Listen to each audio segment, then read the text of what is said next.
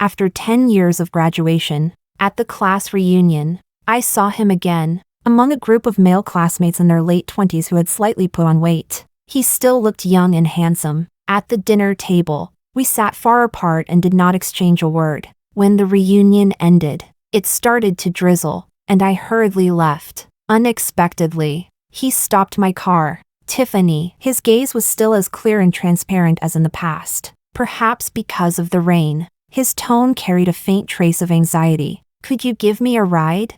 Chapter 1. Tiffany. Could you give me a ride? The voice of a nationally renowned host was always particularly pleasant to hear, and I had been listening to his voice for 13 years. Even though tonight, this was the very first sentence he had spoken to me face to face. Slightly surprised, I nodded, and he walked around to the other side, opened the door, and sat in the passenger seat. I pulled out a tissue and handed it to him, watching him wipe away the fine traces of raindrops from his forehead. More than 10 years had passed, and this was the only time I had been so close to him. Except for shedding his youthful air and gaining a touch of maturity, he had not changed much, compared with the meticulous figure I often saw on television. In person he seemed a bit more easygoing. Even the way he called me Tiffany made one feel as if we had returned to high school days. I turned my head, quietly took a deep breath to steady my wildly beating heart. It was raining, and the road was slightly congested. I drove slowly, and the two of us chatted intermittently. This car looks pretty clean. Do you take care of it often? No. I just bought it half a year ago. Finally got the registration last year. Electric cars are good. He nodded. Economical and environmentally friendly. Yes. After so many years without seeing each other, I thought there would be a lot to say. But in fact, once we met, I realized that 10 years' time and living in different circles left us with very few common topics. I just heard you say, you're working at a bank? Yeah. What area? Well, risk management. He smiled. Risk management is very important. We need that too. Like at last year's film festival awards. I was a new host, and then an actor suddenly said the wrong thing on stage. I broke out in a cold sweat at the time. He said, I know, but you handled it very well. I unconsciously interjected. He froze for a second. You know? You watched it? My heart skipped a beat. It was as if my long-term attention and secret watching of him had been exposed. I tried my best to keep my voice calm. Yes. The whole country watched. Didn't they? Your way of saving the moment even trended online. Outside the car window, the rain began to fall harder. After a pause, he said softly, I thought you didn't pay much attention to these things.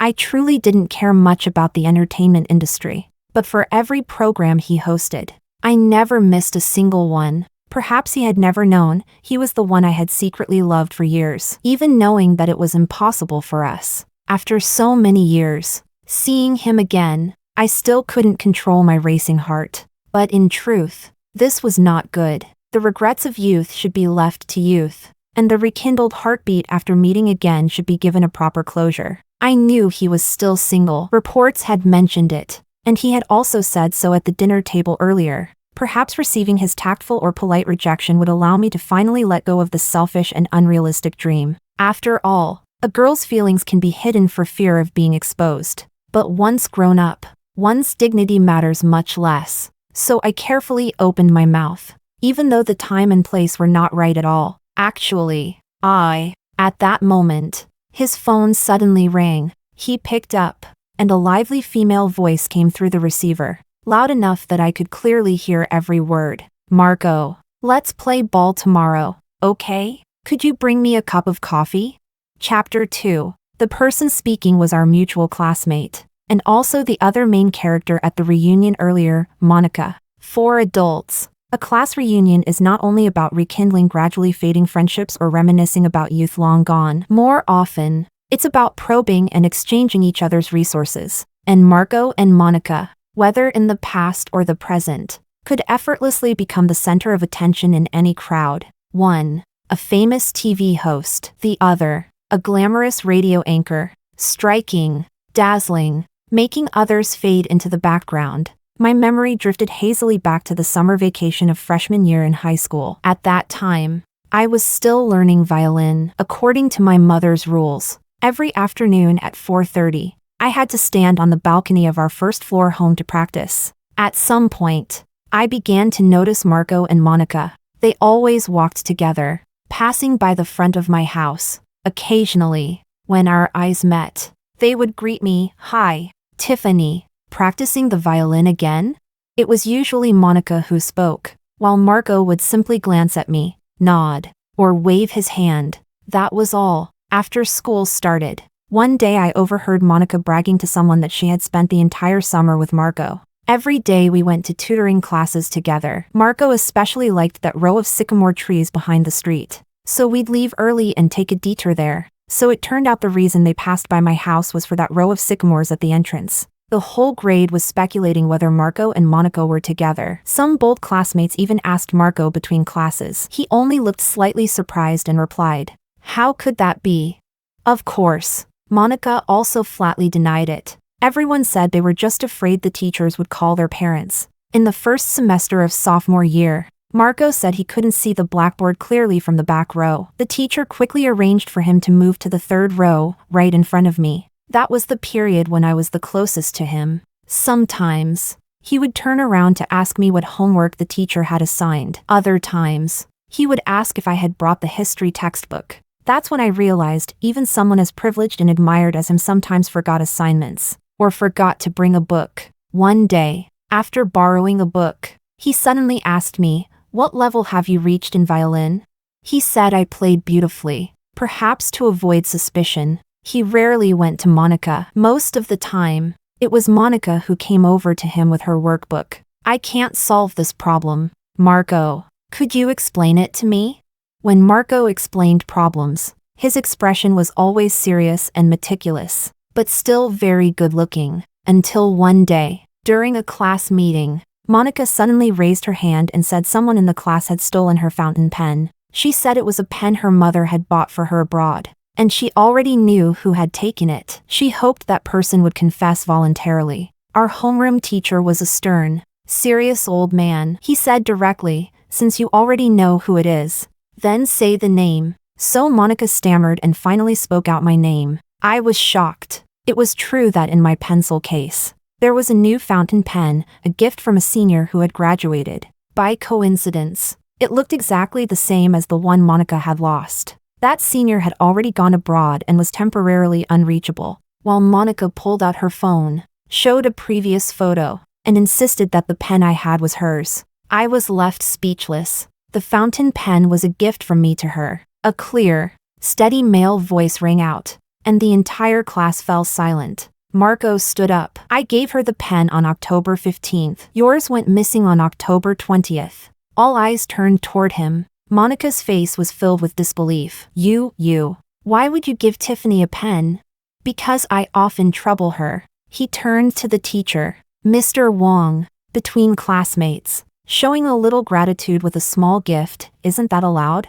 Of course, it was allowed. No one would think Marco was lying. His parents were in the U.S., so it was perfectly natural for him to have a foreign-made pen. But he was lying. To help me, I had no idea how he knew I had started using that pen on October 15th, but my heart couldn't help but stir with a faint joy. Could it be that he also paid at least a little attention to me? A few days later, Monica's pen was found, but she quarreled with Marco and stopped asking him questions between classes, no longer seeking him out. At that time, during sophomore year, evening self-study lasted until 9 p.m. My dad worried about my safety riding home, so he came to pick me up every day. That Friday night, I waited and waited, but my dad didn't come. When I called, he said my grandmother was sick and he was at the hospital. "Sorry, sweetheart. Wait for Dad at school a little longer." I didn't want to tire him out, so I shook my head and said I could go back on my own. "It's fine. Lots of classmates live nearby." But when I hung up, I realized that in just 15 minutes, the school gate was already deserted. As I pushed my bike out, I heard a soft call. I froze, turning back. It was Marco. When he saw my face, he seemed momentarily stunned as well. Maybe he had mistaken me for Monica. He walked closer, and I stayed silent. "Could you give me a ride?" he suddenly said. "Aw. The tire on my bike burst. I can't ride it." He pointed toward his bicycle not far away. "Our homes are about the same distance. Could you give me a lift part of the way?" That night, I watched him raise the seat of my bicycle, then sit down, turning to smile at me. "Hop on," he said. The wind was cold. My clothes were thick, yet I could still hear the pounding of my heart. Perhaps that contact broke some mysterious barrier, and the relationship between Marco and me began to grow closer. In that sensitive and pressure-filled age, whenever a boy and a girl were seen getting closer, rumors were bound to spread. Of course, neither of us paid them any mind, until those rumors reached the teachers, and the school summoned our parents. Marco's parents were abroad and didn't come, but my mother came. I didn't know what our homeroom teacher had said to her, but on the way back, I followed behind her, staring at the few strands of white hair on her head, making her seem especially old. She said to me, "Tiffany, do you know what kind of background that boy's family has?" The teacher said his family is very wealthy. He might not even need to take the college entrance exam. He could just go abroad to a top university. All the hopes of this family are pinned on you. Your father and I rise early and work late, running a food stall, hiring the best violin teachers for you. What is it all for? How could you forget the hardships of your parents and start a romance at such a crucial moment? The college entrance exam is your only way out. Her words poured over me like a bucket of ice water, extinguishing the small, budding flame of my girlish heart. She was right, in every way. I had no right to fall in love. My only strength was studying, and my only way forward was studying. After that, the homeroom teacher reassigned my seat to the other side of the classroom, much farther from Marco. I never took the initiative to approach him again, and he, perhaps realizing something, never sought me out either. It was as if he was deliberately drawing a line between us. Near the end of sophomore year, just as the teacher had said, Marco was indeed going abroad. Our classmates held a farewell party for him. Monica even shed tears, repeatedly reminding him not to change his Instagram or WeChat. I, meanwhile, sat quietly in a distant corner, receiving the autograph book being passed around. Everyone else wrote down their blessings, but I didn't know what I could possibly say to him. The words I wanted to say refused to leave my lips. In the end, I wrote only one short sentence in English, without signing my name. The honk of a car behind me pulled my thoughts back to the present. Marco hung up the phone and turned to me. "Sorry, what were you about to say just now?" I opened my mouth, but remembering Monica's voice on the phone, I ultimately just shook my head. It's nothing. Chapter 3. Sometimes, when I'm under pressure, I play tennis on weekends. "Tomorrow, would you like to come along?" he suddenly explained on his own. I was silent for a moment, then shook my head. "No, I already have plans, a blind date." It wasn't a lie. Back then, my mother had been overly sensitive about any hint of romance. Now, however, she was extremely anxious. Almost every weekend of mine was spent on blind dates. A blind date. "Huh," he said softly. "What kind of person are you looking for?" He asked again. "Someone like you." I really wanted to joke and say that, but after a moment's thought, I just couldn't bring myself to. The surging urge to confess before Monica's call had already died down at the sound of her voice. In the end, reason triumphed over everything. Just someone who knows how to live a good life, I guess. I thought for a moment. No special requirements. When we arrived at the entrance of his apartment complex, I stopped the car, ready to say goodbye. "I once tried adding you on WeChat, but the group didn't allow it," he suddenly said, "after I went to the US. I even mailed you a postcard. Did you ever receive it?" he asked again. I stared at him in surprise and shook my head. I had never received any postcard. He smiled lightly and said nothing more. He simply scanned my WeChat, then got out of the car. "Thanks for today. Get home safe." He bent down, shook his phone at me. "Send me a message when you arrive." On the drive home, I sat blankly in the living room for a while before dialing my mom. She must have already been asleep, half drowsy. She asked, "What did you say? A postcard?" After thinking for a while, she said, "Oh, right." During the first semester of senior year, There was a postcard for you. Came from the US. If I remember the name right, it was that boy. Marco, wasn't it? What about the postcard? Oh, that was right before your mock exams. I was afraid it would distract you from studying, so I threw it away. Mom, my tone carried an anxiety even I hadn't realized. Do you remember what was written on it?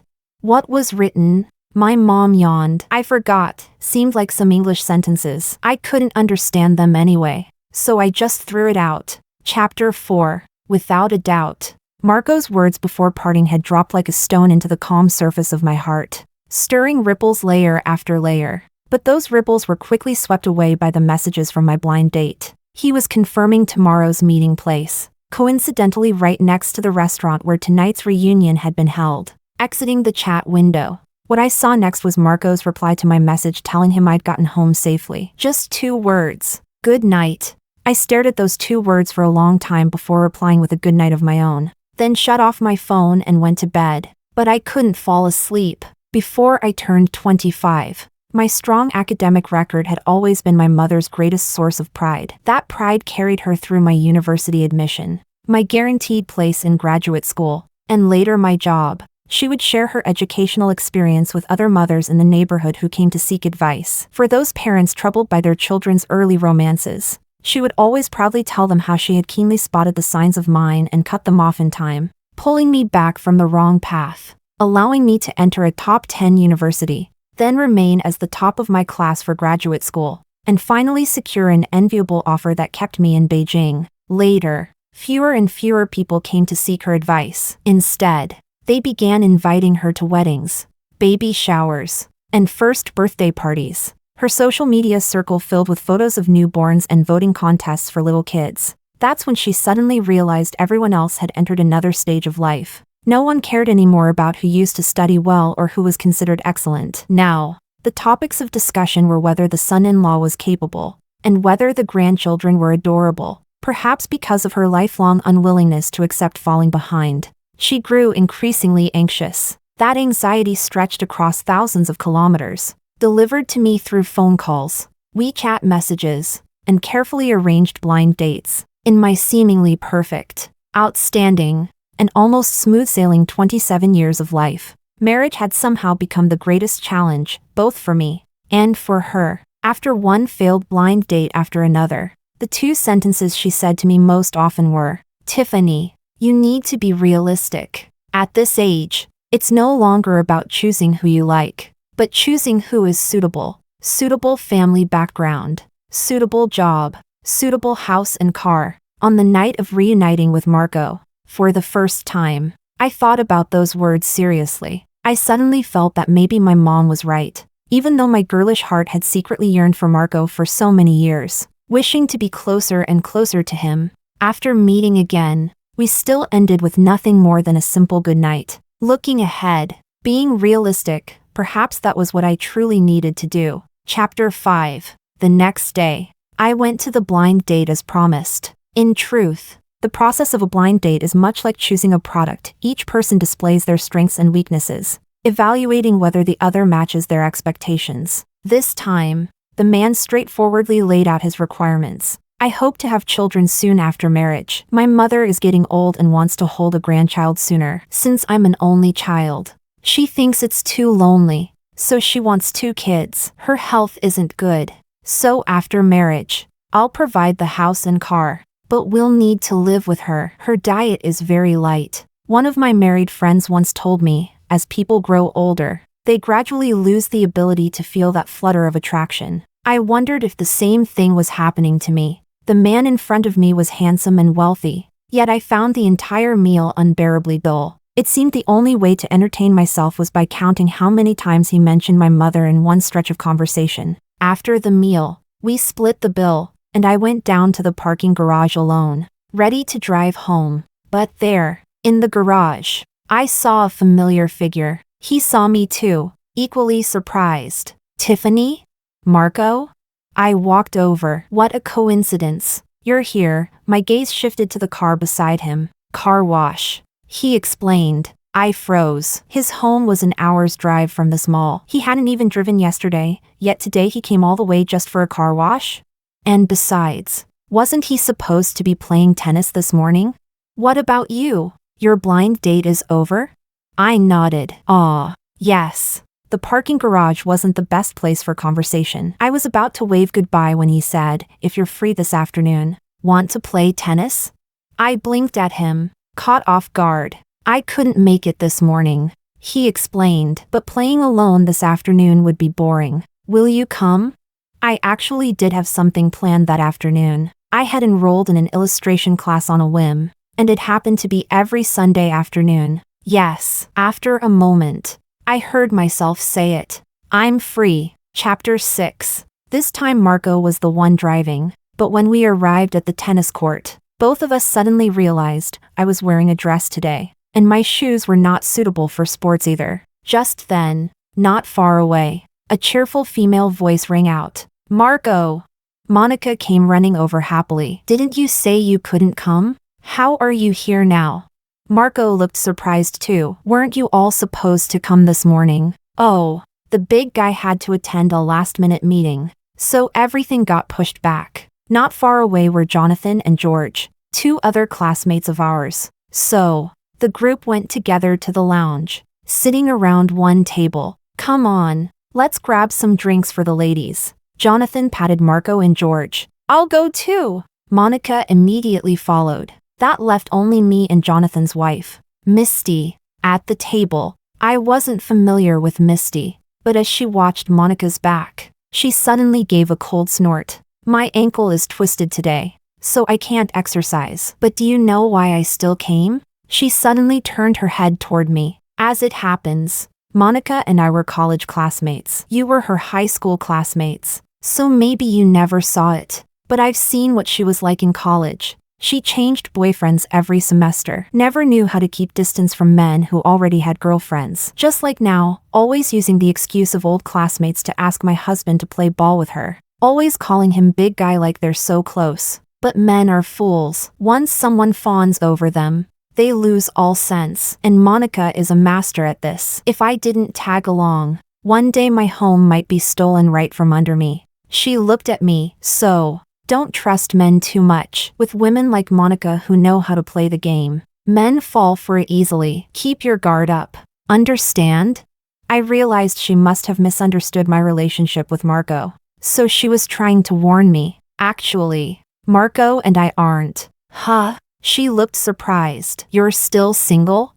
With interest. She leaned closer. What kind of guy are you looking for? Our company has quite a few actors. Want me to introduce one to you? I smiled and shook my head. No, the entertainment industry is too complicated. I just want a simple life. A few glasses of juice were placed on the table. What are you talking about? Jonathan asked with a grin as everyone sat down again. Carrying all those drinks made my arms sore. Monica whined sweetly. Misty cast her a sideways glance. Just chatting about weekend life. Weekends. Huh. Monica immediately chimed in. I think weekends have to be lived exquisitely. I usually start with breakfast at the cafe downstairs. Then do yoga, have Western food with friends, and play a round of Texas Hold'em in the evening. She suddenly turned to me. Tiffany, do you play Texas Hold'em? I guess you're not really into it. Everyone in our circle plays. Though, she does. Marco said without looking up. She even worked part-time in college as an instructor for decision-making courses in poker. Everyone froze, including me. Jonathan turned his head. How do you know that? Did you two keep in touch during college? Marco hesitated slightly, then looked at me. Didn't you post it on your WeChat moments? That's where I saw it. I hadn't set any time restrictions on my moments. And indeed, years ago during college, I'd posted pictures from that part-time job. So, he saw it last night? By the way, I know a little Western restaurant with amazing coffee. Next weekend we should all go for breakfast together. Monica suggested again. I'll pass. I smiled. I'm not really used to drinking coffee. What? You don't drink coffee? Then what do you like for breakfast? I thought for a moment. Tofu pudding with fried dough sticks. Oh my gosh. Monica exclaimed, shocked. You still eat that? Such a heavy flavor and unhealthy, too. Monica has a refined stomach. Jonathan laughed loudly. You love Western food. And Marco just came back from the US. You two are in the same circle, why not make a ship out of it? Monica, well, I wouldn't mind. I never do shipping. Marco set down his glass with a sharp sound. And besides, he smiled politely. I also like tofu pudding with fried dough sticks for breakfast. The surroundings went silent, the atmosphere turning slightly awkward. Pfft, Misty suddenly laughed out loud. Jonathan quickly tried to smooth things over with a few laughs. All right, enough talking. Let's go. Let's play ball. Chapter 7. Next to the tennis court was a small artificial lake. Since I wasn't playing, I stood alone by the lake, watching a few children skip stones across the water. Perhaps I was watching too intently, because one of the children actually walked over and asked me, "Sister, do you want to try one?" But I didn't know how. After a couple of awkward attempts, I was ready to give up when someone suddenly took the stone from my hand. Angle and force are both important. Physics principle, the greater the flow velocity, the lower the pressure. Marco flicked the stone lightly, sending it skipping across the water, immediately drawing a chorus of amazed cries from the children. Big brother, you're amazing! Looking at him suddenly appearing by the lake, I couldn't help but ask, why aren't you playing tennis with them? A bit tired.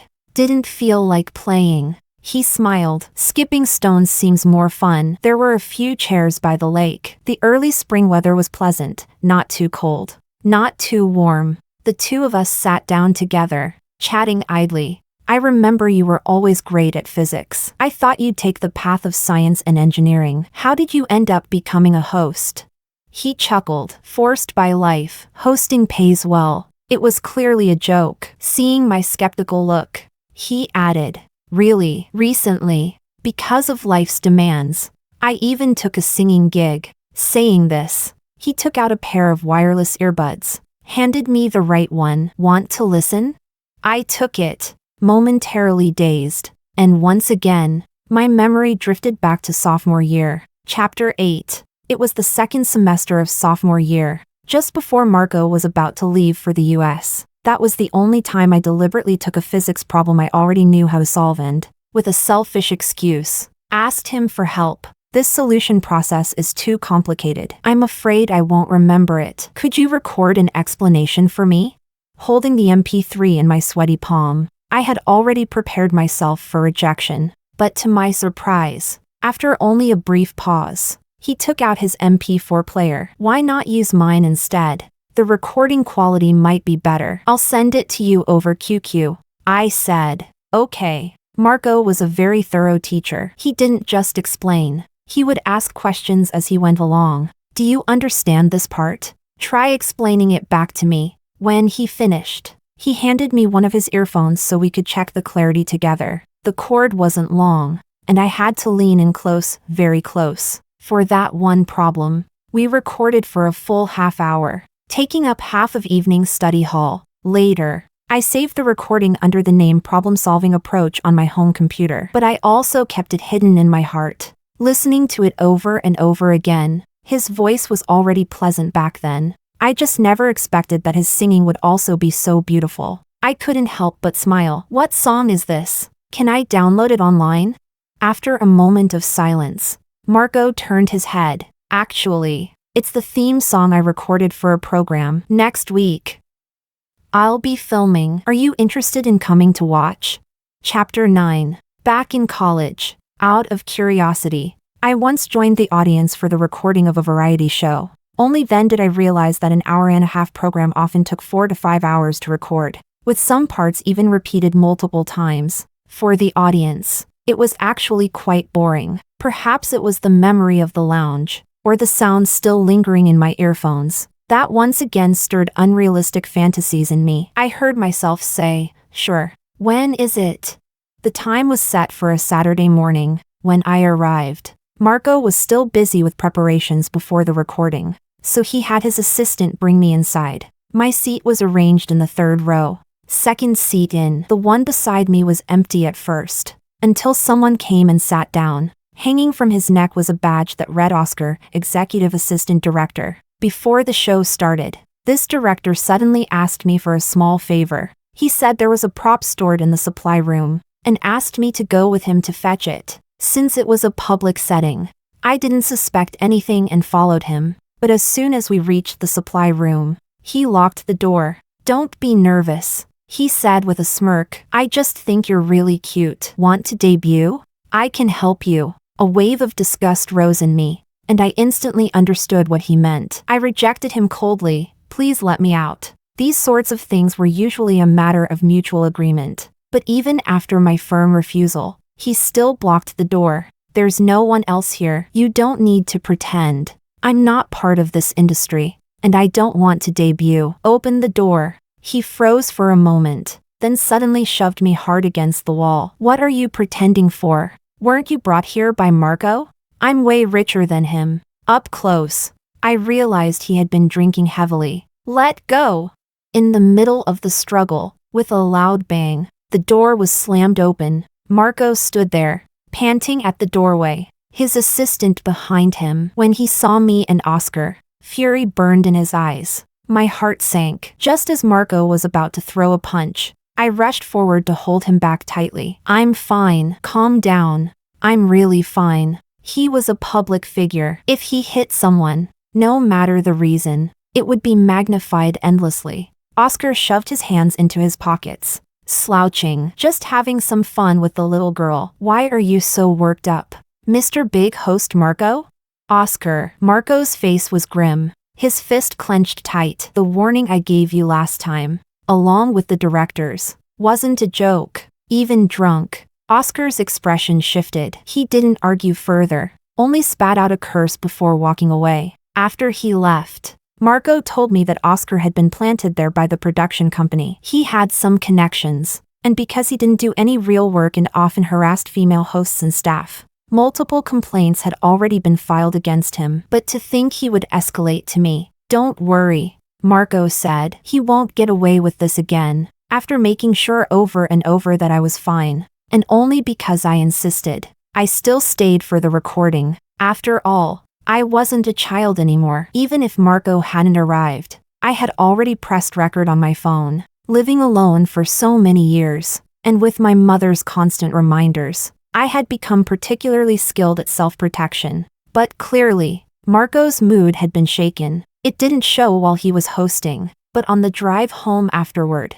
Even though I kept reassuring him it was nothing, he still felt guilty. "Let me buy you dinner, all right?" As an apology. His tone was sincere. I couldn't refuse, so I compromised. "By the way, that day, didn't you say you also like tofu pudding?"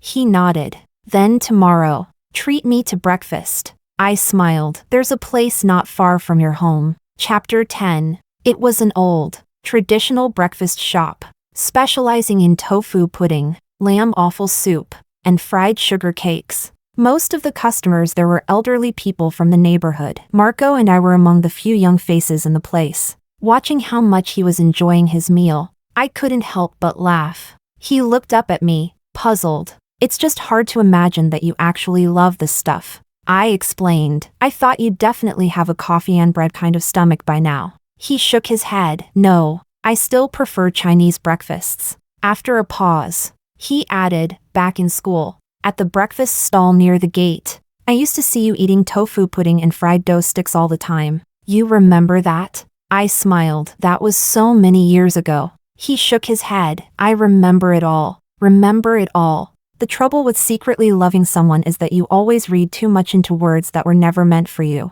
To stop myself from overthinking just because of those 4 words, I quickly changed the subject and pointed to the peach tree outside the window. "Look at that tree. In a little while, when the peach blossoms are in full bloom, we could sit here and eat breakfast while enjoying the flowers." "Peach blossoms?" He turned his head to look too, then nodded. "That must be beautiful." Chapter 11. From then on, every weekend, Marco would invite me to that breakfast shop. After breakfast, if neither of us had plans, we would take a walk in the nearby city park. Chatting as we went, we talked about work, about life, about funny things and frustrations. When people recognized him and asked for photos or autographs, he always smiled and obliged. That day, Marco and I had just left the breakfast shop. We had only walked a few steps when a light rain began to fall. I had just opened my umbrella when a motorbike, running a red light, came speeding toward us. Before I could react, a strong arm grabbed mine. I stumbled backward and fell against a warm chest. The motorbike zoomed past right in front of me. Maybe it was because we had just eaten, or maybe it was the damp chill in the air, but all I could feel was the heat radiating from his body. The tips of my ears grew hot instantly. I didn't know if they were turning red, but at least my hair covered them so he couldn't see. Still, the pounding of my heart was impossible to ignore. All because he had grabbed my arm. All because of a single touch through layers of clothing. In that moment, I suddenly realized something. The stirring of the heart cannot be controlled, nor does it simply disappear. All the calmness and careful selection before, maybe it only meant I hadn't met the right person yet. And just as I was lost in this thought, Marco spoke first. He said, "Tiffany, let's go see the peach blossoms." Chapter 12. Marco chose a place on the outskirts of Beijing, a section of the Wild Great Wall. The next day, we drove there. Several stretches of the Wild Great Wall hid among the mountains, and Marco led me up the trail, saying that once we reached the top we would see beautiful mountain peach blossoms. I didn't know how he had found this place, but I roughly understood why he had chosen it. There were few tourists, an ideal spot for a public figure like him to relax. But neither of us expected that when we finally, panting, climbed up to the not very high flat-topped peak, it would be a sea of people. Many elderly men had set up professional cameras to capture the beauty of the Beijing suburbs in spring. Women wore colorful scarves, posing for each other's photos. Marco and I stood frozen in place for a moment. Then, from somewhere in the distance, someone suddenly shouted, "Isn't that host Marco?" All eyes turned toward us. Almost instantly, Marco grabbed my hand and, as if by unspoken agreement, we both began to run. The clamor of the crowd faded behind us. The air was laced with the fragrance of peach blossoms, and a breeze seemed to rise, or perhaps, we were the source of the wind. Petals fell onto his broad shoulders and my tousled hair. The warmth of his hand spread into mine. It had been a long time since I'd run so fast. A long time since my heart had beat so fast. Time folded back, and I seemed to return to that night more than 10 years ago. The boy carrying the girl on his bike. The wind rushing past my ears just like this. Back then too, my heart had raced, and my hair had been blown into a mess. I didn't want to stop. We kept running and running until we reached an open space. And suddenly, not far ahead, we saw an expanse of forested hills blanketed with pale pink mountain peach blossoms. Marco hadn't lied. You really could see beautiful peach blossoms here. We looked at each other and laughed at the same time, like kids who had successfully skipped class. I gasped for breath, trying to steady it, while he suddenly smiled and lifted his other hand, naturally cupping my cheek. "Your face is all red from running." The words trailed off, and we both froze. He looked at me. I looked at him. My face was hot. His hand was hot too. The pounding of our hearts seemed to tell me everything was becoming more uncontrollable. I kept telling myself, "Don't overthink. You shouldn't overthink." After 10 years, just meeting again and still being friends was already good enough. So I quietly stepped back, pretending to be casual as I searched for words. "These flowers are beautiful." "Yeah." He nodded, seeming to recover his composure too. "The peach blossoms don't last long. How about we come back again next week?" "Next week?" I hesitated. "Next week, probably not." He was silent for a moment. "Another blind date?" I nodded. This was someone my mother had arranged a month ago. A child of family friends. A local. This was the reality I was supposed to face. The spring breeze was warm and pleasant. Looking at the mountain peach blossoms before me, I unconsciously tilted my head back and closed my eyes. I didn't know how long had passed before Marco's voice, carried by the gentle spring wind, reached my ears. "Actually, my life is very simple. When I'm not working, I play ball or spend time alone." I opened my eyes and looked at him in surprise. "I cook pretty well. Chinese and Western food. I can fix pipes and lights, and I can tell bedtime stories." I stared at him blankly. "Marco, except for sometimes having irregular work hours at night, I think I'm someone who knows how to live a good life." I looked into his eyes, stunned. It was like scattered beads being threaded onto a string. A suspicion formed in my heart, but I didn't dare think it, until he reached for my hand again. "Tiffany," he said, "stop going on blind dates. Consider me, would you?"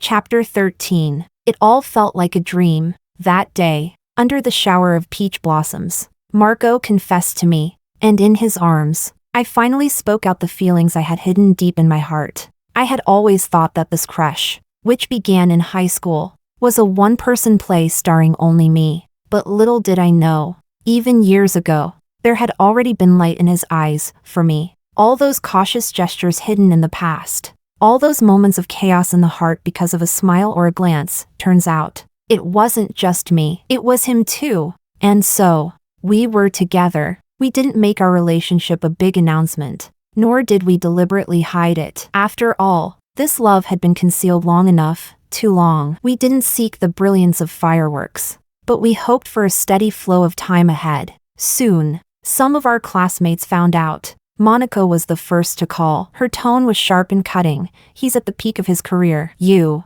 an outsider, how could you possibly help him? You two don't match at all. I answered calmly, whether we help each other, whether we match, that has nothing to do with you. But if you're willing to use your rich collection of ex-boyfriends to help us, we certainly won't refuse. She froze for a moment, then slammed the phone down. After all, it's not only professional hosts who know how to argue, right? But what I didn't expect was that trouble came soon after. Marco and I drove out to the suburbs of Beijing for a trip. While charging the car at a service area, we leaned against the car to rest, looking at the distant mountains and clouds. Marco couldn't resist. He bent down and kissed me. A week later, Marco was invited abroad for a 3-day outdoor camping event on a small island. According to the rules, participants had to hand in their phones. Being cut off from the online world for 3 days shouldn't have been a big deal. But during those 3 days, something happened. A gossip account posted a photo of Marco and me kissing, accompanied by a fabricated, melodramatic story. In that made-up tale, I was the mistress who ruined someone else's relationship, and Marco was the heartless man who abandoned his lover. It wasn't even a well-written story, full of logical flaws. Yet because of Marco's popularity and the public's endless appetite for gossip, it shot straight to the trending lists. Then, another gossip account released a bombshell, claiming that Marco had bullied the executive assistant director, Oscar, during recording, forcing Oscar to quit the program. Online, more and more people cursed Marco for his bad character. New rumors appeared daily. People couldn't tell truth from lies, but their excitement only grew. After all, Marco had only been back in China for 2 years. Yet with his outstanding hosting ability, he had risen to the ranks of top hosts. He had always kept a low profile, and his professionalism and conduct left no room for criticism. So when someone perfect falls from the altar, that alone is enough to thrill many. Meanwhile, my identity was also dug up. Strangers swarmed to my social media, hurling insults. Are all the men in the world dead that you had to steal someone else's? Mistresses never end well. Were you born cheap? Even your name sounds like a mistress. Even at work, colleagues began to glance at me differently, their eyes probing, and I could hear whispers behind my back. And Monica, right on cue, shed tears on her radio program. Between the lines, she implied that she was the original girlfriend in the story, riding the wave of sympathy and popularity. More people came to scold Marco and me. Even my mother found out. She was furious, even though I told her not to look. She registered an account just to curse back at the people insulting me. In situations like this, it's impossible to be completely calm. After all, in my 27 years, the most attention I had ever received was on school or company award stages. The filth poured onto us felt premeditated, aimed at him, at me, at us, no matter what. A sense of helplessness was unavoidable. I even began to wonder, was Monica right? That because I wasn't in his world, I could never truly support him. Looking at the trouble, if it was indeed Oscar's revenge, then most likely it had been sparked because of me. And on the 3rd day, when I left work, 2 people stopped me at the office gates. They were Marco's parents. Chapter 14. As soon as Marco finished recording the show, he learned everything that had erupted online over the past few days. He called me on video, telling me not to be afraid, uninstall all social media apps. Don't answer calls from strangers. Eat well, sleep, and wait for him to come back. I simply took annual leave. He, in turn, bought the earliest flight home.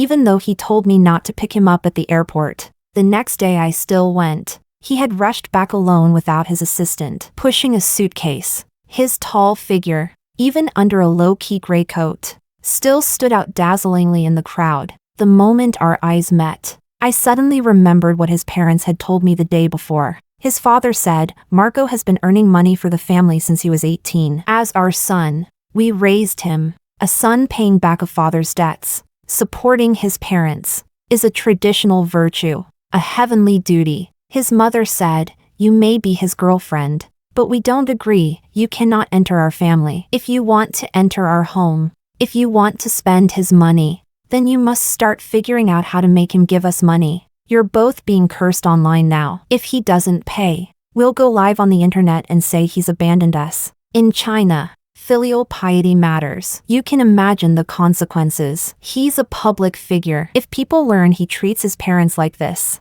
his career will be over. As they were leaving, they took a call, bowing and scraping to the person on the other end, directorly, "Yes. However much you give, no problem. No problem. Of course we can appear." Who was on the other end of the line? No need to guess. After hanging up, his father lit a cigarette, his attitude turning even more arrogant. "Tell him if he doesn't give us money, someone else will." As his parents, our patience has its limits. Give him 3 days. If he doesn't pay, wait to be exposed by his own parents. I stood quietly before the man and woman in front of me. Through their well-maintained faces, I could vaguely see Marco's shadow. Back in senior year of high school, when the pressure was high, I would often stare out the window at the plane trees and wonder, what kind of life was Marco living in America? Was he making friends of different races? Like in TV dramas, wearing trendy clothes, skateboarding, playing basketball, living a carefree campus life? But it wasn't like that at all. He had only been able to attend an ordinary public high school in his district. The teachers were poor. Few students studied. He had to apply to college on his own while also working to earn money and pay his parents' debts. His parents had brought him to America not out of a sudden sense of parental duty, but because they owed so much money and thought that since he was older, he could help shoulder their debts. He hosted holiday events at Chinese nursing homes, used his bilingual skills to earn money. That joking line of his, forced by life into hosting, was actually the plain truth. All these years, he had almost never stopped, paying off millions in debt for them, but still they weren't satisfied. They had followed him to China not out of longing for their son, but because he no longer wanted to give them anything beyond a fixed living allowance to squander. They wanted to use public opinion to pressure him, to threaten his career. When they couldn't find him, they came to me. What kind of blind parents could look at someone like him and see only an ATM,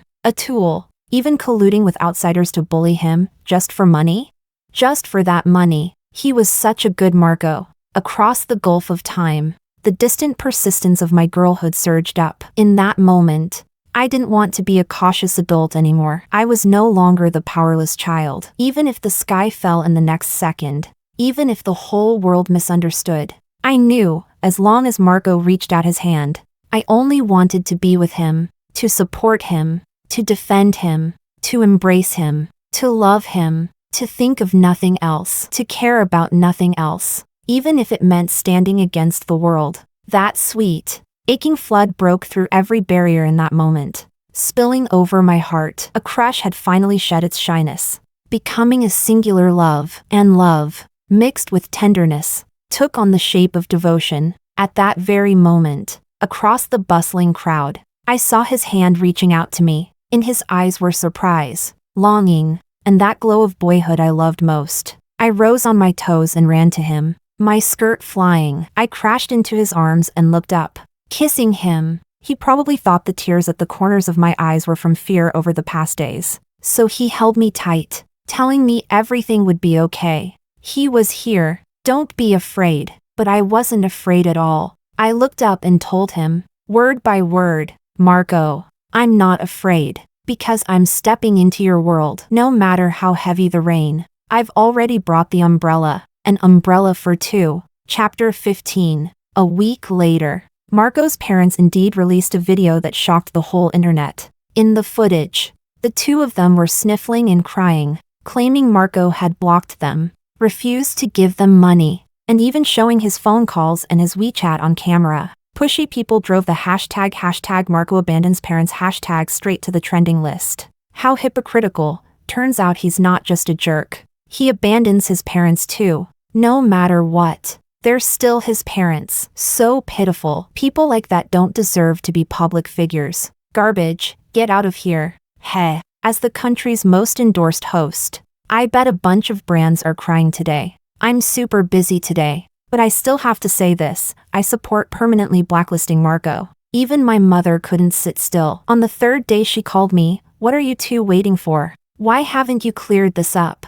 Waiting for what?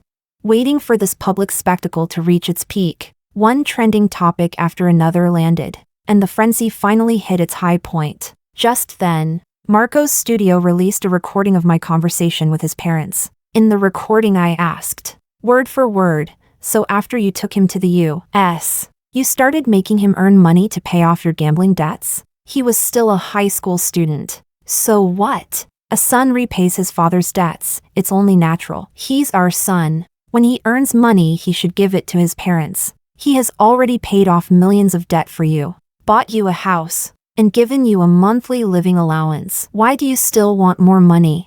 The sound of his father slamming the table was loud and clear. What kind of amount is that even? And there's a monthly withdrawal limit. Whose child treats their parents like this? Half of his earnings at least should go to us, right? We don't just eat. We also get beauty treatments, shopping, travel. We need to live. He's been back in the country 2 years making so much money and not giving us a cent. How selfish. Isn't that essentially mistreating parents? Later in the tape you could hear them flattering Oscar on the phone, then brazenly threatening to ruin my life and his career, everything recorded clearly. Of course I was the one who made the recording. Every question was intentionally guided by me. I wanted them to say, with their own mouths, what they had done. Marco's contributions shouldn't be twisted or smeared. No matter who was doing the smearing, I gave the recording to him. After all, it was his parents. Whether to make it public or not was his choice. He chose to make it public. He said it was because they had come after me. It didn't matter what they did to me. He told me, but if they went after you, that crossed my line. He closed his eyes and leaned his head lightly on my shoulder. If I can't even protect you in my own territory, how could I expect to hold your hand for the long run? The internet exploded over the recording, people cried plot twist, and bloggers began analyzing the audio from every angle. Soon someone pointed out that the Mr. Lee mentioned in the call was likely Oscar Lee. Wait, Oscar was on that call? So this was Oscar's revenge on Marco? He accused Marco of bullying him. Oh my. The implications are terrifying. I have friends in the circle. They defended Marco before and got flamed. Oscar, everyone who knows him knows he rides on his dad's influence and plays the usual shady games. Marco's studio quickly released another video. At the recording site, Oscar repeatedly verbally abused female hosts, kicked chairs, and shouted, "If you don't listen to me, I'll fire you all." Marco had arrived just in time and removed Oscar from the set. At the dinner, Oscar pressured an actress to drink. After she refused repeatedly, he smashed a bottle. She was frightened to tears. He grabbed her hair and snarled, "If you don't drink, I'll blacklist you, believe me." Marco was the one who forced him out of the private room. In a meeting room clip, Oscar had his feet on the table and ranted that Marco was nothing, declaring he would ruin Marco's reputation and to not stop him. The release of those videos had already been cleared with all other parties involved. Everyone except Oscar was blurred out. The internet exploded. Several social platforms even crashed. The hashtag surged to the very top. Overnight, every post attacking Marco disappeared. Self-media accounts scrambled to take sides, declaring they had been misled by villains. Soon, hashtag Marco symbol of justice hashtag and hashtag Marco industry role model hashtag rocketed onto the trending list. Brands he worked with seized the moment to advertise. Piggybacking on the wave, people stitched together collections of his hosting highlights. Former colleagues he had worked with began speaking out. Then Oscar's father, Leo, the president of Lee Entertainment Group, personally stepped forward with a statement. He admitted to having failed in raising his son properly, issued a public apology, and even recorded a video to apologize directly to Marco. As for Oscar, perhaps he still doesn't understand why his scandals kept trending and could never be pushed down. Because it was his own father, Leo, who personally ordered that the hot search stay pinned. 8 years ago, Marco had hosted a Lunar New Year celebration at a senior home in New York. At the end of the event, he'd noticed an elderly man looking unwell, and his quick action got the man to the hospital in time to save his life. That man turned out to be Leo's father, Oscar's grandfather. Leo had been deeply grateful ever since. When they later met again, Marco had already built his reputation back in China as a skilled host. Leo had offered multiple times to repay the debt of saving his father's life, but Marco had always politely declined. The world works in mysterious ways. A small, unintentional kindness will someday find its way back to you. Oscar's scandal hung online, and all his resources were withdrawn. A few days later, it was my birthday. At midnight, Marco posted a photo on his personal account. In it, a group of 16 or 17-year-olds stood in front of the blackboard in striped blue and white school uniforms. Marco was on the left with two other boys, who grinned at the camera flashing peace signs. It was taken just before he went to the U.S. A farewell photo with classmates, and in the other corner of the frame, a ponytailed girl stood with her back to the lens, tiptoeing to write on the blackboard. On the board between them were the words, "Live up to effort, live up to dreams, live up to youth." Marco's eyes weren't on the camera. He leaned against the blackboard, smiling faintly, gaze fixed softly on the girl. He wrote, "This is the only photo I have with her before we met again. There is no third party in this story. No melodrama, only my years of secret admiration, a decade of separation, and the joy of reunion. I once thought the regret of a hidden crush would leave a permanent hollow in my heart. Never did I imagine that such a wonderful girl would truly return to me. She's not from the entertainment world, and I always worry I can't protect her well enough. But I will do everything I can to be her knight for the rest of her life. Happy birthday, my princess." Marco's studio reposted it, adding, "To all bloggers who spread malicious slander against Ms. Tiffany, legal letters have been sent. Any who fail to issue a formal apology within 3 days will face legal action. Perhaps in these restless times, a pure love story is too rare." Marco's public confession lit up the trending lists again, sending another wave of celebration through the internet. Crowds of people flooded Monica's account, demanding to know why she had intentionally blurred the truth, making people believe she was Marco's girlfriend. Under pressure, she finally issued an apology. After that, I received countless apologies, countless envious messages, and countless blessings. I accepted them all, but my heart stayed calm. I stopped caring about the noise outside, and simply held Marco's hand, choosing to go on living our quiet little days together. Marco's parents ultimately backed down. They returned to the U.S., signing a written guarantee that they would no longer disturb our lives. Half a year later, Marco and I moved in together. A tall phoenix tree grew right outside our new home. I loved filling the place with warm little decorations. And Marco hadn't lied, he really was a fantastic cook. On nights when he wasn't working, we would curl up together and watch movies on the projector. I still tuned into his programs, while my parents became loyal fans of his shows. We rarely showed off our love in public, but every single day held small joys worth remembering. Until our 1-year anniversary. On that day, Marco posted another photo. It was a page from an old-fashioned autograph book. Among the sea of handwritten blessings, one line in English stood out, especially striking. "Will you forget me in the future?" In that line, the word "me" had been crossed out with hesitation and replaced with "us." And Marco's caption was the reply he had written on the postcard from our senior year of high school, the one I never received. "No matter when and where, in the past and future, I will never forget you. No matter the time or place, no matter the past or the future, I will never forget you. We would meet again, fall in love again, walk hand in hand, toward a future that belonged to both of us." Story 2. After the heroine of this redemption story appeared, I returned the now refined male lead to her. The once mad and wild boy had grown into a refined gentleman, with their talent and beauty perfectly matched. There was naturally no room left for me. I lied to him, saying I was going to buy him osmanthus cake from the north of the city, and left without looking back. But who could have imagined that years later, after being invited back to the country, as soon as I got off the plane, I was dragged into a car. "Sis," his voice carried an edge of madness. "Where's my osmanthus cake?" Chapter 1. Sis. Someone was knocking on the door. I opened my eyes but still felt trapped in the lingering haze of a dream. Eric pushed the door open and came in. Why are you still asleep? Didn't sleep well last night? Instinctively, I pulled the blanket closer and said coldly, "How dare you come in without permission?" The young man froze mid-step. "Sorry.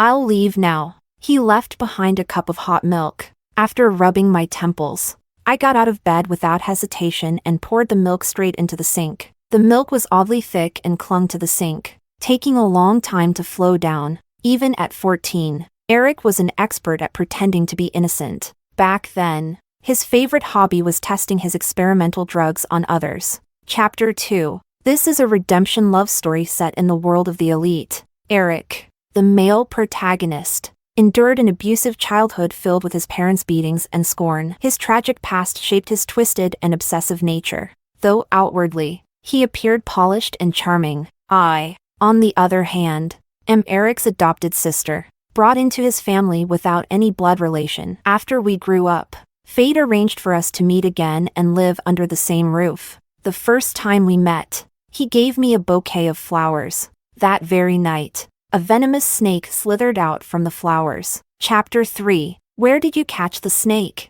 At the breakfast table, I asked casually, as if making small talk. Eric's expression didn't change. He maintained his composed demeanor. What are you talking about, sis? I don't understand. Although he was 4 years younger than me, he was already taller. When he said this, he blinked his eyes, looking entirely innocent. I smiled, got up, and brought out a pot of soup from the kitchen. You're right. You're still so young. This is some soup I made this morning. It's good for you.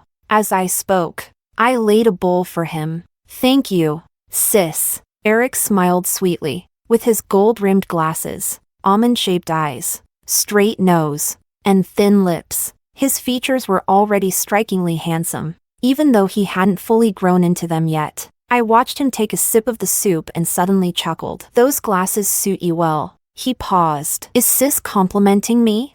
Yes. I kept smiling. They make you look so obedient. Eric, let me ask you something. Do soups made with venomous snakes contain poison? Chapter 4. The next second, he knocked over the bowl of soup in his hand. The steaming soup spilled all over the floor, with a few drops splashing onto him. Feigning surprise, I asked, "How could you be so careless? Did it burn you?"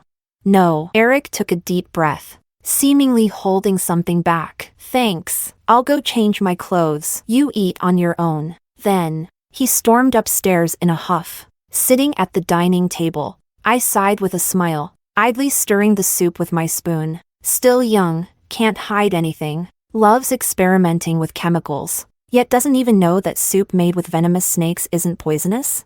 Chapter 5. Eric and I go to schools very close to each other. I attend a university, and he's in a university's affiliated high school. As a result, we usually commute together. Hurry up.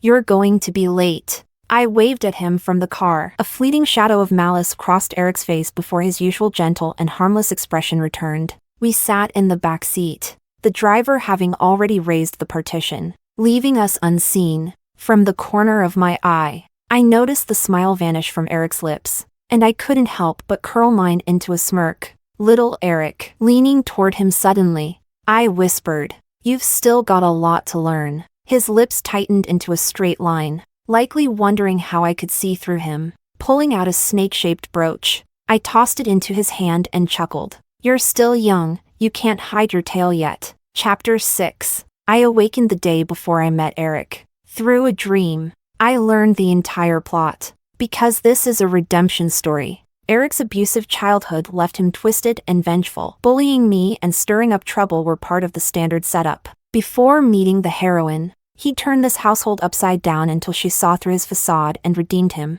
But as luck would have it, I am today's version of a modern parent. Crazy? Mentally disturbed? All that translates to being disobedient in my book. A kid in a perpetual bad mood?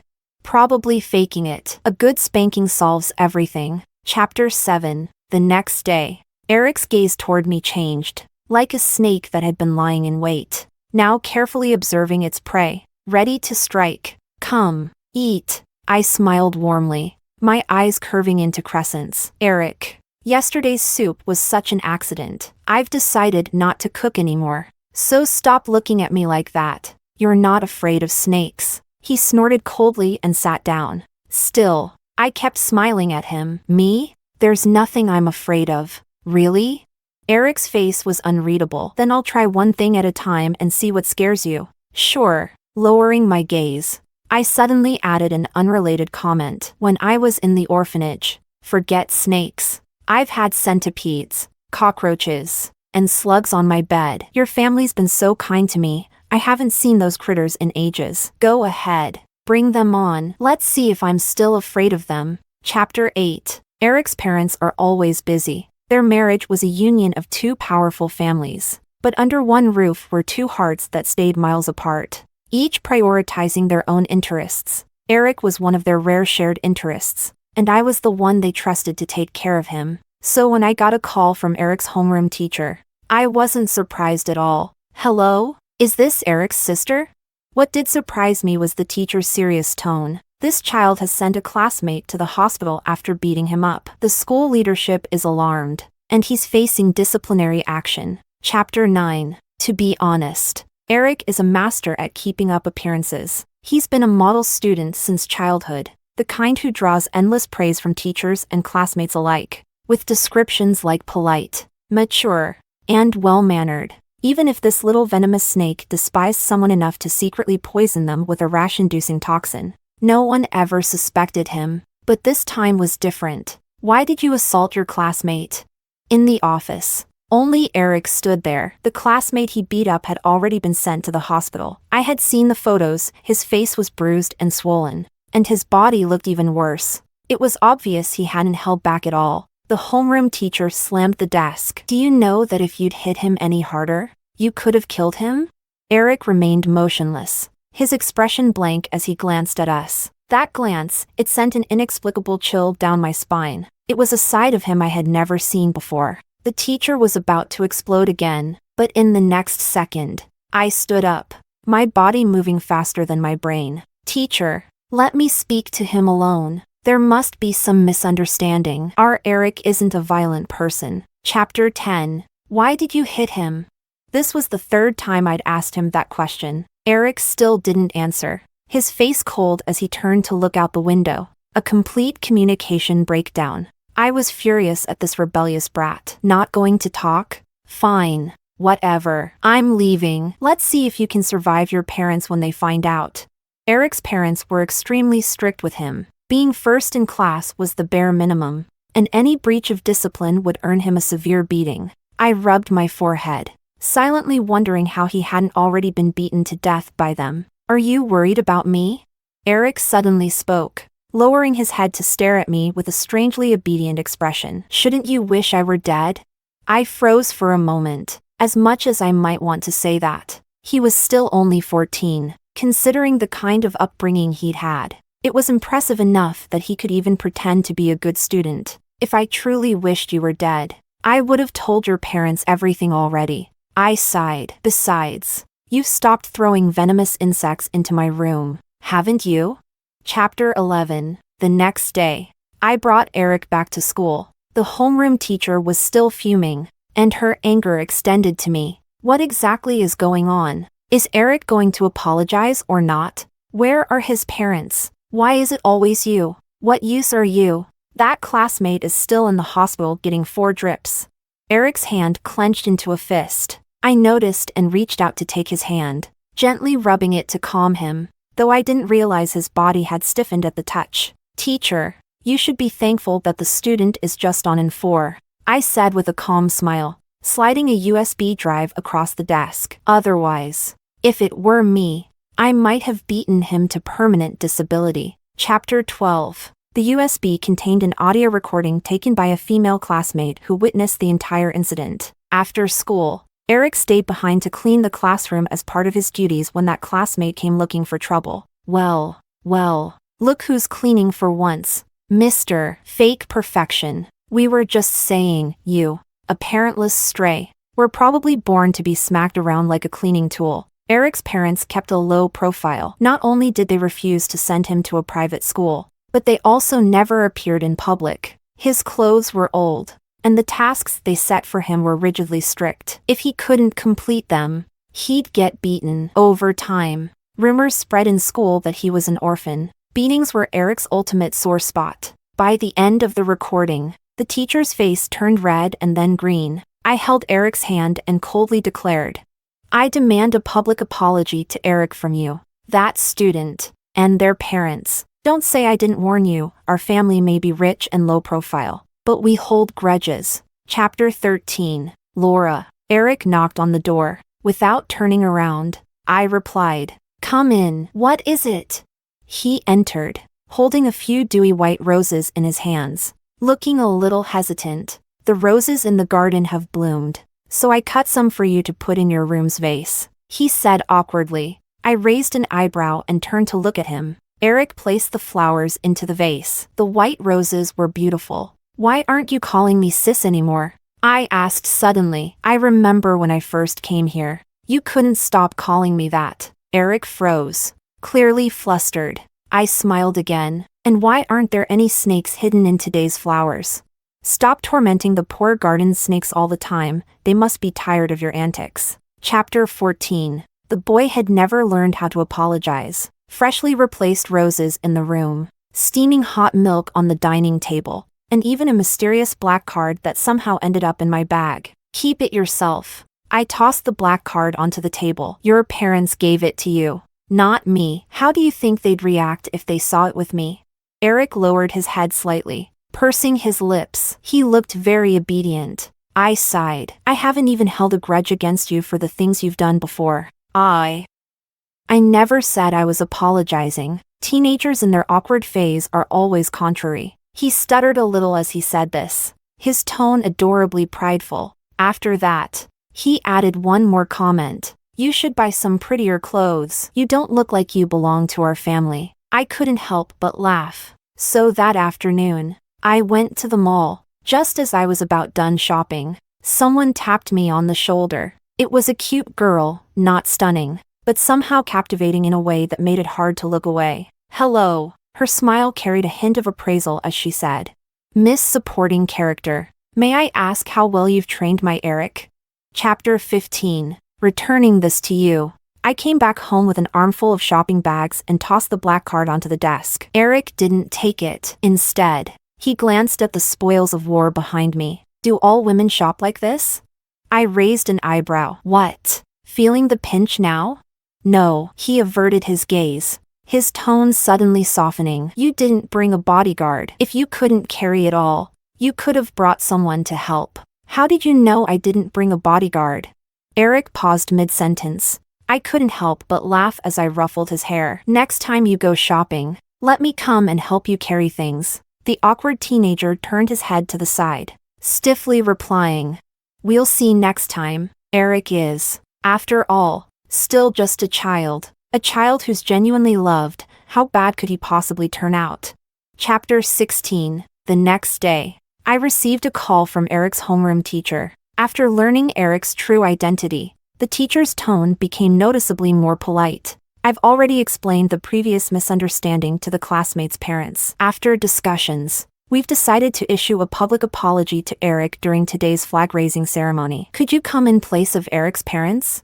At the time, Eric was sitting beside me, listening with an expressionless face. I smiled. "Sure, I'll come. He's being so polite to you." "Did you put something else on that USB drive you gave him that day?" Eric asked. I slowly put down my phone and sighed. "You're so clever, Eric. That snobby teacher of yours probably made things difficult for you in the past. So I found evidence of him secretly accepting bribes from parents. I backed it up on the USB as well, just to have leverage." Eric stayed silent for about half a minute. Just as I thought he wouldn't respond, I felt a warm touch on top of my head. "Got it," he said, messing up my hair on purpose, likely as payback for me ruffling his earlier. "Stop calling me little brother." Chapter 17. At the flag-raising ceremony, Eric and I stood at the front. He was wearing the new clothes I bought for him, looking clean and handsome, with an aloofness that kept everyone at a distance. On stage,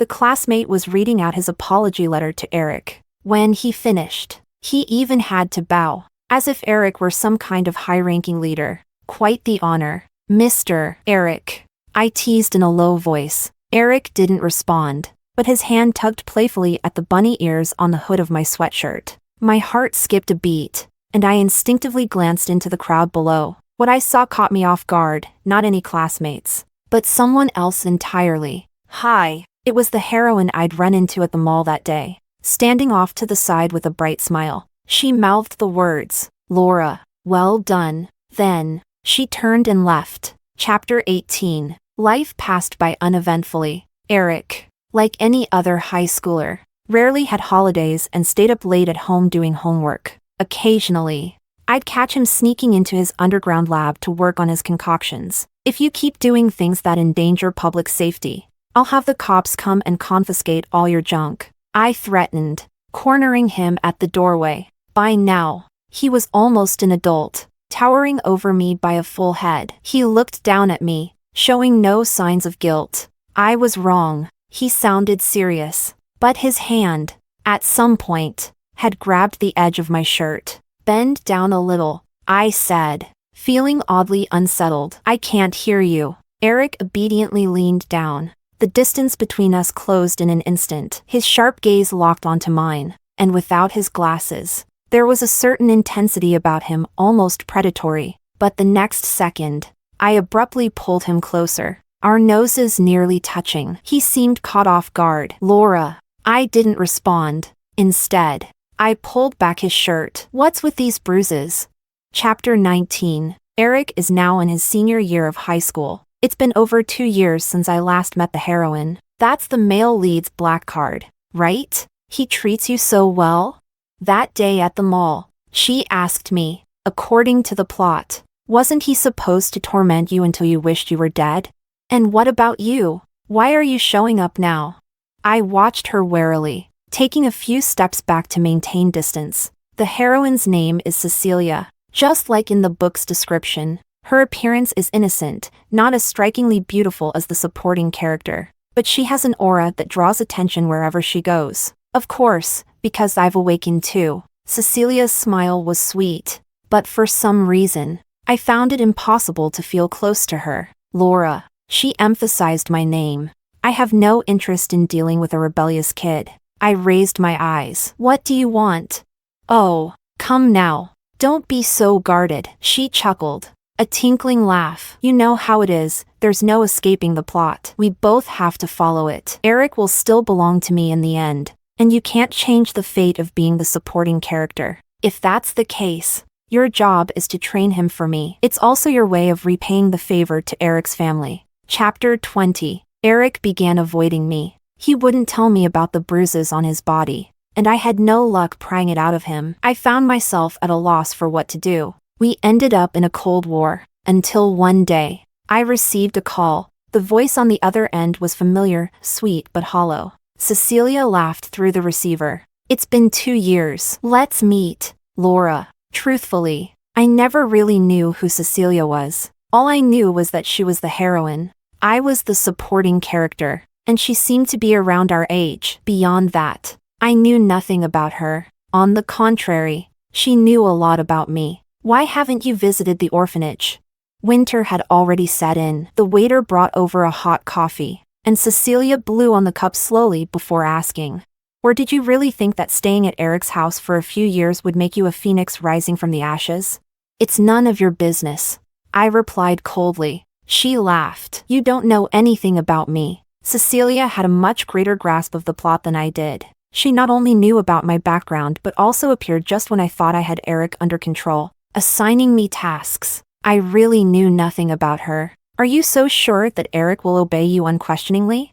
Cecilia suddenly burst out laughing. She put her coffee down, her eyes curving as she smiled. If he doesn't fall in love with me, the heroine, is he supposed to fall for you? Chapter 21. After 2 weeks of my Cold War with Eric, I finally had some time to return home. I decided to try and get a sense of where his feelings stood. Since this was a redemption story, the moment the heroine's task of redeeming him fell on me, the entire narrative should have shifted. The factor that changes the story is the protagonist's inclinations. I refuse to believe that a story with awakened characters could still follow a predetermined path. But I also wasn't sure if he felt anything for me. Beep, beep, beep, beep, beep, beep. It was already dark. But Eric hadn't come back. I called him 3 times, but no one answered. There were less than 6 months until the college entrance exams. Even if he stayed back for duties, he would have come home early to study. Something was off today. I thought of the bruises on his body again and grabbed my keys, ready to head to the school to look for him. Bang! But the next second, the door slammed open as if it had been hit with something heavy. I stood at the top of the stairs, frozen in place when I saw the figure behind the door. It was Eric. The heavy object that had slammed into the door was Eric, kicked hard by his father. Blood stained the corner of his mouth, and his face was pale. He collapsed to the floor almost powerlessly. I didn't even have time to rush forward to help him. Then I saw Cecilia running out from behind his father. She covered her mouth, looking like a helpless little white flower. Please, calm down. Eric didn't mean it. Chapter 22. I didn't know what had happened. All I remembered was Cecilia's frail, pitiful demeanor and Eric lying on the ground, barely conscious. When Eric woke up again, it was in the hospital. "You're awake." Eric had slept for an entire day and night. His left hand was broken, his body covered in bruises. When he opened his eyes, there was still a foggy daze in them, as if he might shatter in the next moment. I held his hand tightly, though my own hands wouldn't stop trembling. As I kept checking his condition, "I'll go get the nurse. Don't cry." Eric's fingertips brushed the corner of my eye, coming away slightly wet. I hadn't even realized I was crying. You've always hated crying, haven't you?" I turned my head away, sniffing. "You saw wrong." He smiled faintly but winced immediately as the movement pulled at his injuries. I pressed the call button for the nurse and waited for them to come before I managed to ask him with difficulty, "What exactly happened?" Chapter 23. My conversation with Cecilia that day ended on an unpleasant note for her. Before leaving, she said, "Even if he falls in love with someone else, he can only choose me. There's no way to defy the plot." I always thought the plot was just the inevitable coincidences forced by the book. What I hadn't anticipated was that Cecilia would be Eric's father's ideal choice for a marriage alliance. Chapter 24. Is there anything else that feels uncomfortable? After the nurse left, I poured Eric a cup of warm water and fed him some with a spoon. His bright eyes stared straight at me, unblinking. "If I hurt my hand, you'll always feed me like this, won't you?" For some reason, his gaze seemed a bit intense. There was something strange about his words, too. "Yes," I said, pressing my lips together. "But still, don't hurt yourself. I can't bear it." Eric seemed taken aback by my response, visibly stunned. I sighed and fed him another spoonful. "Why didn't you tell me earlier? That classmate wasn't wrong about you." He didn't say anything, feigning anger. I said, "Still not talking? Are you really waiting for me to see you beaten to a pulp by your father before you say anything?" 2 seconds of silence passed, and finally, he spoke. "That bastard took photos of you in secret and spread rumors." Chapter 25. I never imagined that Eric would go through all this because of me. That classmate wasn't willing to back down, but he also knew he couldn't fight directly, so he realized he could use me. He photoshopped your pictures onto little cards and threatened me, saying if I didn't kneel to him, he'd spread them everywhere. Because after that public apology, the whole school knew you were from a university. I know how damaging something like that can be for a girl, even if we had the truth on our side.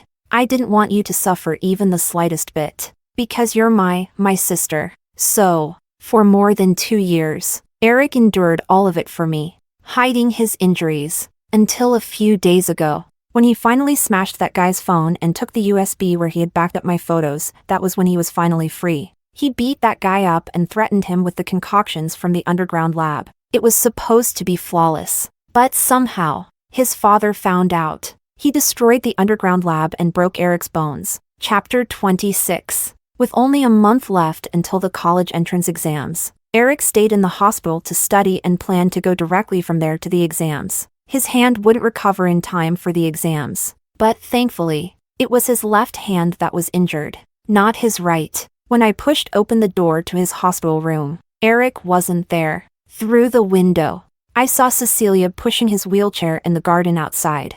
Basking in the sunlight, Eric was smiling. The atmosphere between them seemed good. I felt a strange tightness in my chest and turned my head away. Laura, sir. I quickly turned around, bowing slightly in greeting. Why are you here?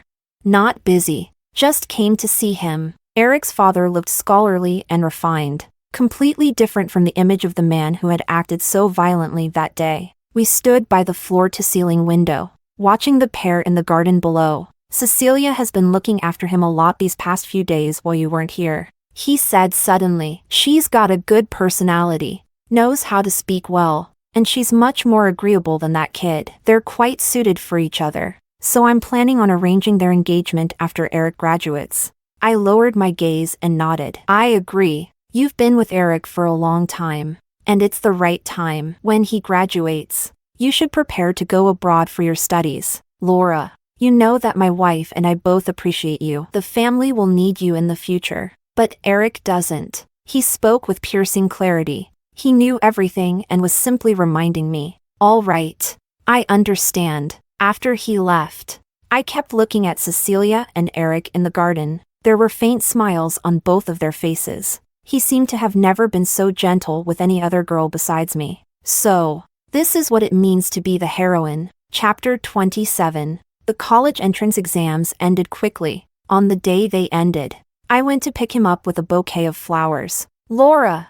Eric's left hand was still inconvenient, but that didn't stop him from hugging me. There was a clean lemon scent on him. He smiled as he took the flowers from me, looking happier than I had ever seen him. Shall we go out to eat?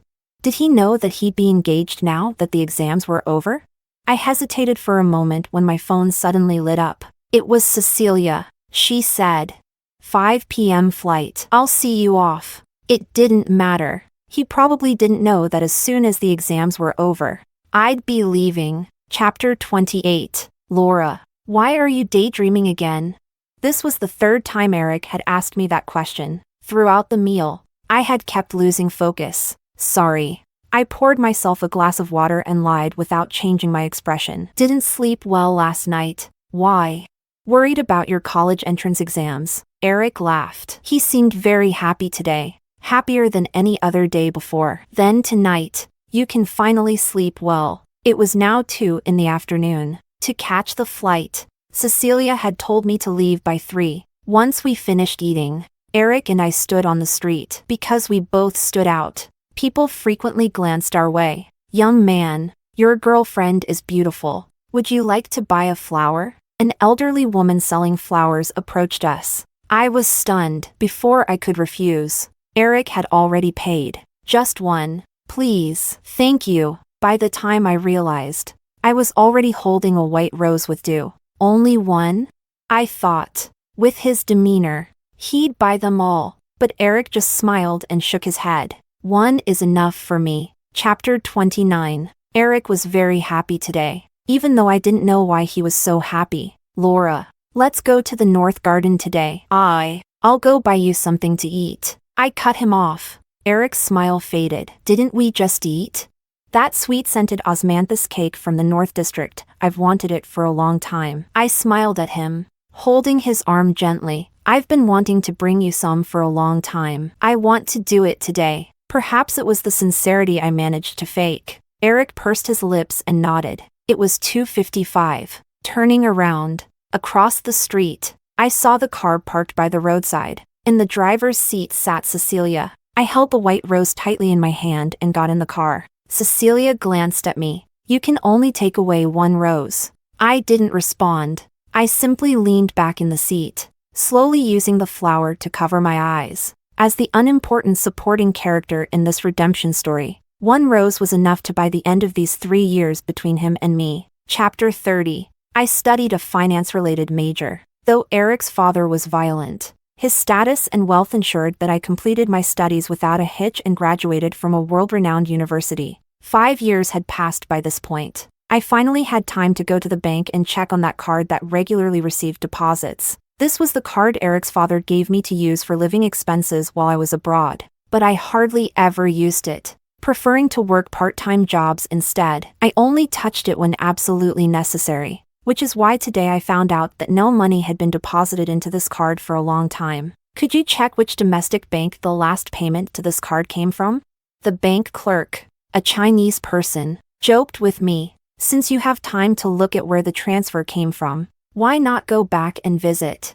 In the 5 years I'd been abroad, I had never gone back once. More than that, to completely cut myself off from Eric and Cecilia's destined relationship, I changed my number and deleted all their contact information. That was Eric's father's idea. Honestly, aside from this card, it seemed there were no other ties between me and Eric's family. Back then, Eric's father said that when the time came, he would have someone notify me abroad to return. Sending me away was for Eric and Cecilia's relationship. Bringing me back was to ensure that his investment in me had value. Yet here I was, without a single notification. Chapter 31. I decided to buy a ticket and return home. 5 years had passed, and Eric should have graduated from university by now, gotten engaged, and then married right after graduation. Cecilia skipped the redemption phase and directly achieved her happy ending with him. And now, with me returning, I truly became Eric's sister, his helper. While packing, my landlady asked me, "You're taking so much with you. Are you coming back?" I thought for a moment and replied, "I will, but I also want to take these back to see my homeland again." As I spoke, I tossed a small bottle into the bag. The bottle held a stack of dried flower petals. It was from the rose Eric had given me 5 years ago. Chapter 32. Are you all right, ma'am? As soon as I got off the plane, I went straight to the restroom to throw up. I got airsick. So even while I was abroad, I rarely traveled, let alone dated.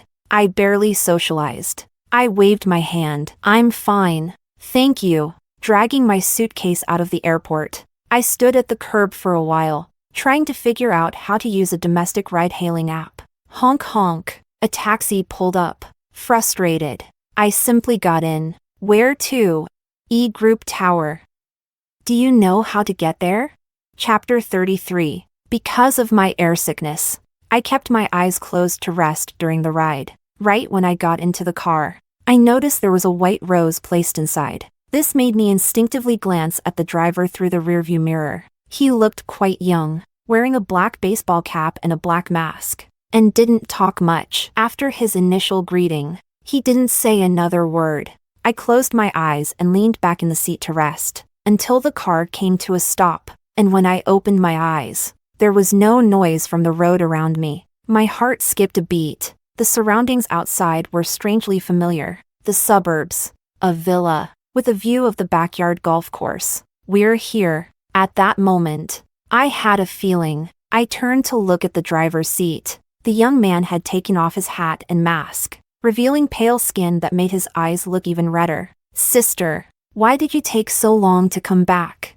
Chapter 34. My mind went blank. I had never imagined I would reunite with Eric like this. So suddenly, I had already convinced myself many times that I was just the supporting character in this story. I helped Cecilia redeem the male lead, completed my mission, and repaid Eric's family. So, when she reappeared, I stepped back, fulfilling their perfect ending, and the story ended there. I never considered what would happen after the ending. "Where's the sweet-scented osmanthus cake you promised?" Eric forced a smile. "That shop in the North District closed before my college entrance exams." He had gone looking for me. I didn't know what to do. I turned my head, thinking I could ignore his reddened eyes. "Please, don't cry." That was what Eric said to me the day he woke up after being beaten unconscious. But here I was, abandoning him again and then coming back to make him cry once more. "Eric, don't." "Enough." He suddenly got out of the car. Then, he yanked open my door, taking something out from behind him, and roughly pulled me out. Click. My right hand was handcuffed, the other end attached to Eric's wrist. His voice was still choked with tears. "Laura, you're never leaving a second time in this life." Chapter 35. It was all so sudden. Even after sitting in my old bedroom from years ago, everything still felt surreal. There was a red mark around my right wrist, left by the handcuffs just now. Eric saw it, so he took them off and angrily threw the handcuffs into the trash. Stupid thing. He was scolding the handcuffs. I was both amused and sad. When I looked at him again, my nose stung, and I felt like crying. He had grown taller. 5 years, enough time to turn a boy into a man. Eric's hair was shorter, neatly trimmed. He was dressed in a black shirt, and the sports watch on his wrist had been replaced with a high-end, million-dollar model, Laura. He came over and hugged me. From behind, he held me tightly, burying his head, nuzzling while inhaling deeply like a big dog that had been wronged. You let go first. He ignored me. No matter how I coaxed him, nothing worked. All he kept repeating was, "You're going to lie to me again." I had nothing to say, until someone knocked on the door. Breaking the warmth of the moment, I heard the person address Eric as boss. That was what Eric's father's assistant used to call him. Chapter 36. Hello. I wanted to ask about Eric's marital status. Oh, come on, ma'am. What kind of joke is that? You're the future wife, aren't you? Sir just brought you back. He's been longing for you for years. He must already be preparing the wedding. The young housekeeper kept blessing us. I paused, speechless. No one here mentioned Cecilia. 5 years ago, Cecilia's engagement had been a sure thing. In the original storyline, it was mentioned that everyone favored her. Even the staff liked her very much. But now, looking down from the balcony, I saw Eric in the courtyard discussing work with his assistant. What exactly was going on? I would have to ask him. Chapter 37. Sister, have some of this. Eric kept putting food onto my plate. His fingers were long and defined, skillfully holding the chopsticks and serving me food. I hesitated for a moment before finally asking, "Where is Cecilia?" The atmosphere turned silent. Eric didn't say a word. Or rather, "What about your father?" "Dead. This time," he answered quickly. "What?" "Dead. Cerebral hemorrhage. Failed resuscitation." My eyes widened. In my memory, his father exercised regularly. His life shouldn't have ended so soon. They all suspected I did it. Eric added unexpectedly, "What do you think, sister?" Yes. I suppose it was my doing. He was shockingly frank. I pressed my lips together, unsure what to say. But then Eric suddenly smiled. He tried to hit me again, but that time, I fought back. He couldn't beat me, and ended up getting so angry that he died. Sister, would you like to guess where Cecilia went after my father died?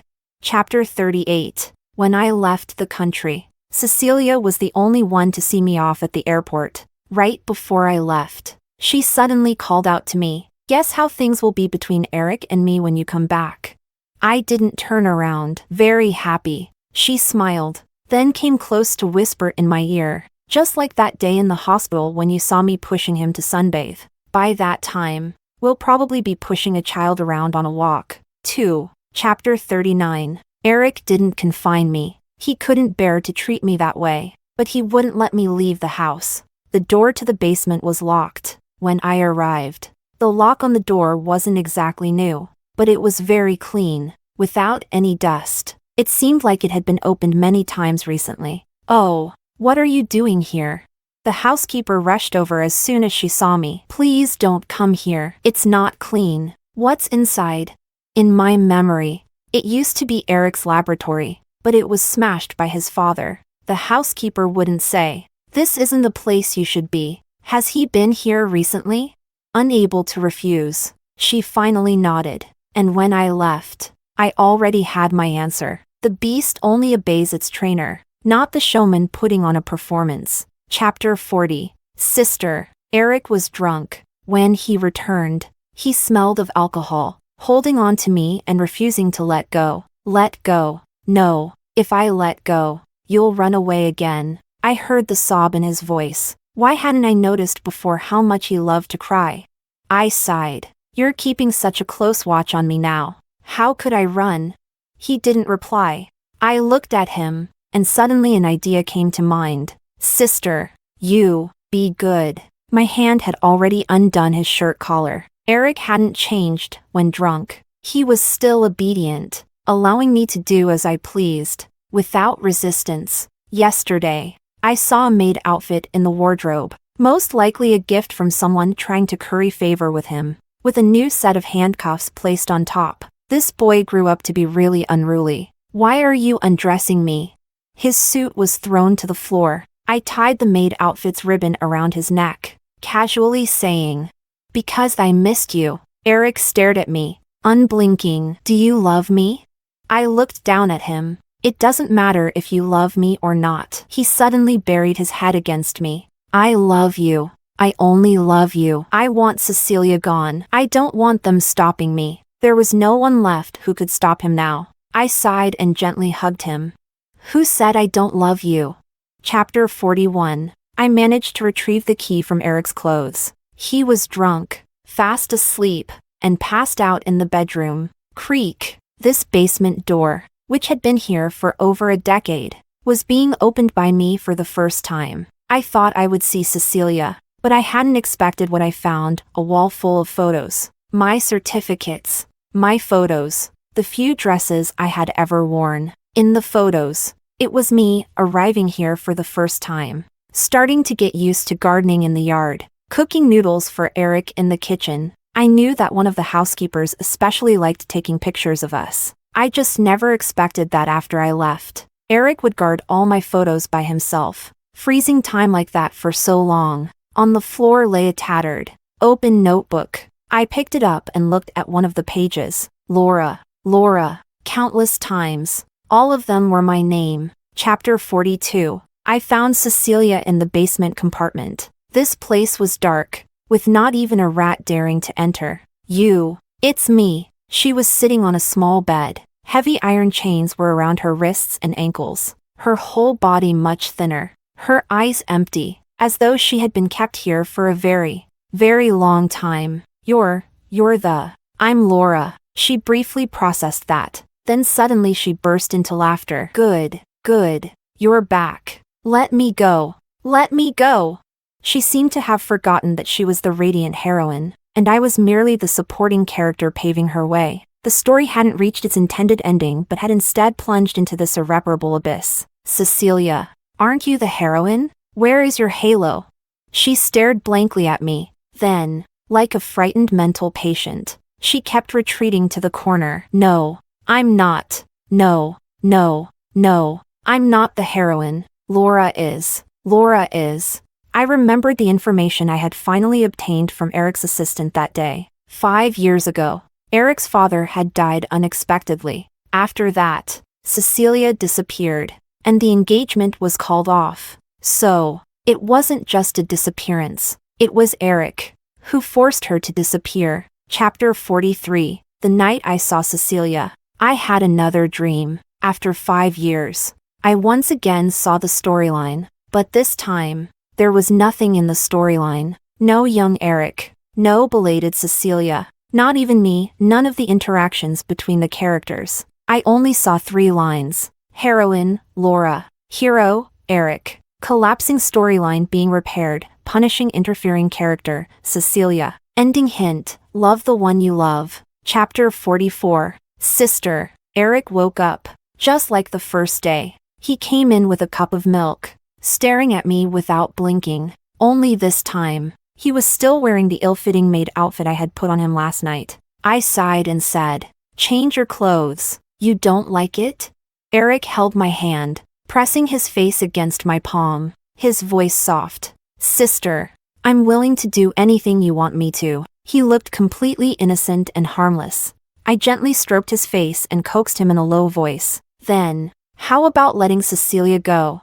His body stiffened, and in the next second, I threw myself into his arms. Because I've come back. I won't leave you again. Chapter 45. Cecilia had already been driven insane by Eric's torment. Because of that, he also learned about our so-called storyline. The supporting character. Cecilia had deceived us. The storyline was meant to be written by the protagonists, and thus she ended up with a fitting consequence. I don't believe in any storyline. His voice was so resolute. Laura, if it's not you, I don't want anyone. I had never felt this kind of happiness so clearly, the feeling of being resolutely chosen. Now, there was no one who could stand in our way. Chapter 46. Cecilia had become practically a madwoman. Sometimes she would laugh hysterically. Other times she would cry loudly. Her intelligence was like that of a 3-year-old. Eric sent her to a welfare home, where the caregivers would give her work to do. The day before she was sent away,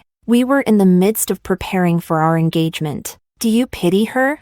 Eric asked me. I shook my head. "She's not worth it. These past 5 years had all been her doing. So, her fate was not tragic, it was well-deserved." Chapter 47. On the day of our engagement, Madame returned from the temple. After the death of Eric's father, she had a sudden realization and moved to a temple, saying she wanted to atone for his sins. She had always known about the abuse Eric suffered as a child. "Laura, come here." Madame put a bracelet on my wrist. She grabbed my hand and smiled. "Congratulations, you weren't deceived by the storyline." My eyes widened. "Could it be that you?" "Shoo," Madame smiled. "It's not me. It's the one who passed away. The hero who wasn't redeemed. The next generation would have been so tragic. That's why Eric's father unleashed all his anger on Eric. And the Madame, just a supporting character, bore a heavy sin. Eric's future is now in your hands. Eric,